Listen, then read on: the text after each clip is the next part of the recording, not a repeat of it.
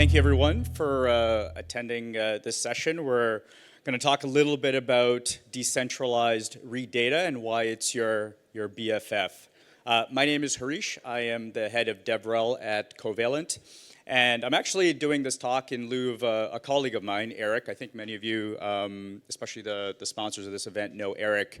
And he unfortunately had a medical issue, so he couldn't make it. But he put these slides together. If you know Eric, you know his humor, so you'll see some of those memes and whatnot thrown into this slide deck. Here at Devconnect, we've been hearing a lot about data availability, and in particular, short-term data availability. You got providers like Celestia and EigenLayer.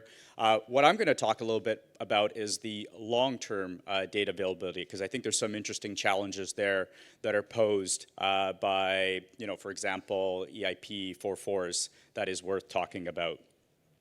We're also going to focus on a particular type of on-chain data, and specifically read data only. So Eric, he's good. He says hi, and we hope he has a speedy recovery here. So just to give a little bit of context about sort of the niche nature of the space that we're in. It's actually, this is the conversation with Tom from Infra. I think he might be watching on the live stream here. And so it's exciting where a long-term player like Infra is talking about moving their SaaS revenue on-chain. So the opportunity, also alongside some of the technical challenges and the economic challenges. So this is a really interesting space to be in right now. Tom kind of alluded to this being the Eras Tour. I am definitely not your Taylor Swift here, but it's kind of a neat space to be in at this particular time. This is an interesting category to talk about. So just to give a little bit of the lay of the land, this is a space where we've had projects come through over the past 7 years. And we've kind of highlighted Infra twice, given sort of the restructure that they're going through. So it's a space that is, I would say, one of the more mature ones in Web3. And despite the RPC interface being a standard, there is a fair degree of differentiation being presented between the various RPC providers in terms of how they highlight, how they're different. And we just saw a talk in particular highlight some of the differences.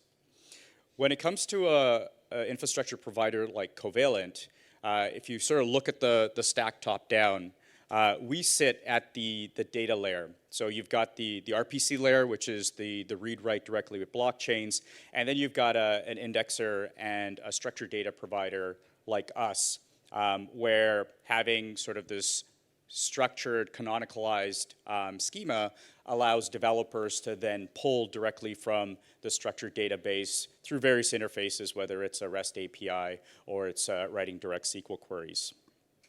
And so it's sort of this read data that we're focused on, and we'll talk a little bit more about today. Now, why are we here building infrastructure? I mean, if you take a look at all the complexities and all the challenges, some might argue it's not actually a very good business to be in. We're trying to handle all these challenges while trying to build a successful business. And so, given that it's filled with hardships, we're reminded that there is sort of an important factor here where Ethereum is all about decentralization and sort of presents itself in sort of a neutral perspective. But if the nodes themselves that communicate with the blockchains aren't decentralized, then it kind of defeats that purpose, right? It defeats that mission. And so that's effectively the purpose of why we're here today and why we're talking about decentralized RPC, really in the context of this particular mission. So a couple years of building. If you were building a DeFi project on top of the infrastructure, you'd probably be a lot more well off than if you were spending the last few years focused on the infrastructure. It's a very challenging space. So we've got some tough problems to solve. And so, I highlight that we're masochists in this space, as Eric likes to point out. But there's some fun challenges here, and especially with the opportunity ahead of us with a large player like Infra moving their revenue model on chain. I think there's some really cool opportunities. So, given we provide a little bit of context around, what are some of the players in this space and some of the challenges, let's take a look at, what the current focus is. So, having talked with many of the RPC providers, here's a list of all the things that they're thinking about. And, this list continues to grow with the input from the various communities. Given all these different aspects, I think what we want to focus on from the perspective of the data layer is how we can help solve some of the storage and the read data access problems, especially when you consider in the context of value that an RPC provider offers. Really, the right data is their bread and butter. So RPC providers, they build the core infrastructure to communicate with blockchains. We build structured database. That's what we know really well. Our background in Web3 consists of individuals who've worked for IBM, for Zymeworks, for CouchDB, for Salesforce. And so it's really about focusing in on what you know, and we know databases. Having said that, decentralized read-only data, it's not the flashiest player in the space or the room. We understand that there is a key value that we can provide. And so this is highlighting the opportunity to work with RPC providers where they can offload a lot of the archival historical data that can be served up more efficiently, actually, through the services of a structured data provider like ourselves. So going back to some of the emerging trends that we're talking about here, especially with the one that has been talked about a fair bit at Devconnect, which is the EIP 4.4s. We're entering this space here where there is going to be potentially some challenges with accessing long-term and past historical data. So given where we sit in the stack, this is effectively how we see the things unfolding with respect to the different data availability plays. So you've got the RPC providers, and really their specialty sort of is underlined with the core elements of consensus, settlement, and execution, and focused on those layers.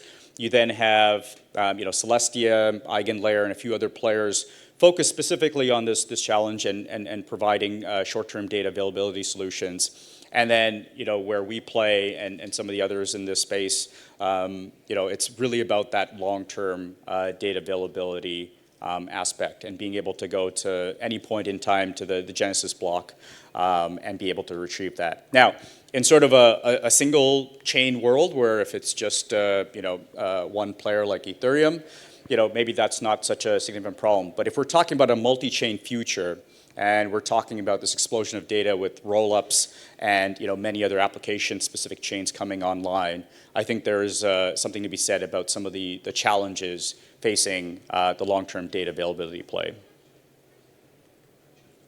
So, the way we position ourselves, if you've heard about the internet Wayback Machine, we're the Ethereum Wayback Machine in terms of how we'd like to think about this. And so what that means then is the flow of data through our infrastructure. It starts by indexing a very broad set of blockchain data, having that canonicalized with a defined schema, and then put onto the network, which is the core Covalent databases. And then you can build all sorts of interesting application layers on top of that, where that data could be served up through APIs, it could be served up through various transformation engines, it could be served up through even just direct SQL queries, and then that powers all sorts of various applications. So this is effectively the model that we have built as part of the underlying Covalent network. And so, being able to pull data directly from the RPC, it's a bit of a messy process, and the data that you get is, it's not very structured. And so what we do is structure and organize this messy blockchain data across about 200 chains. And then what you have is this giant table that you can effectively query. And the reason for showcasing something like this is even just visually, you can see just how effective you can serve up archival data through a structure like this versus making JSON RPC calls. So if we sort of summarize what matters to us, we're having this unbundling of the tech stack where you've got various providers that can offer the execution, settlement, consensus layers. And that's really cool because it allows for a very composable type of architecture. And then you've got a few players offering the short-term availability layer, and then the Covalent Wayback, or the Ethereum Wayback Machine, as we positioned ourselves, offering the long-term data availability play. So, because of the way this is positioned, for all the RPC providers out there, you can think of the Covalent node as being a key partner in the ecosystem. So really from the consumer's perspective, they're focused on getting data at the cheapest and quickest manner, and having archival data provided through a specialist like us just ensures that the user is able to get some critical data at the lowest cost possible. I think that's all what we're driving towards as part of the decentralized opportunity at play here. So in this process, we're also going to be announcing what we call the fee switch. So currently, the model is set up such that you have users paying with fiat to be able to access the underlying database. But what we're going to be doing is taking that process and moving it on chain. So what that means is, the usage fees that are collected are then put into this process of buying the underlying CQT token, and that's the driver of the token. And so as you see more chains being indexed, you're seeing more data being available, more data being consumed. You get this flywheel effect, and that's effectively what we're trying to build out here as a key part of the decentralized ecosystem. So it's moving this revenue on chain through this flywheel mechanism. Now, it's interesting when I ask people, if they have any perception of what Covalent is and what we offer. A lot of the times it's just simply saying, well, you guys are just a basic API provider, maybe no different than what some of the others who offer API services have. But there's actually a lot more that we're building under the hood. And it's actually a really exciting time for us because, given what you might about the current market sentiment, it's actually never been a better year for us at Covalent in terms of helping build this core infrastructure that's going to drive the next wave of growth. So maybe what you might see is a relatively small sliver of our offering, but there is a lot more being built under the hood and a lot more coming to market next year that we're going to be really excited to share. So in terms of how we can collaborate, there is this channel partnership sort of process that we've set up with RPC providers. So being able to offer services through Marketplace. We've got a pretty exciting announcement with a Gold Rush toolkit that we are going to be releasing, I think, effectively tomorrow. And so if you want to basically build out an extension of your product that allows you to pull on-chain data, you'll be able to do that through this tooling. And then in terms of the network itself, we are onboarding various players to basically be able to run a node as part of the Covalent network. And so there's a CTA there where you can get involved and be a part of that read data infrastructure that we're really excited about. Okay, that was basically it. I think I'm probably maybe ahead of time here or not. But we've got time for questions.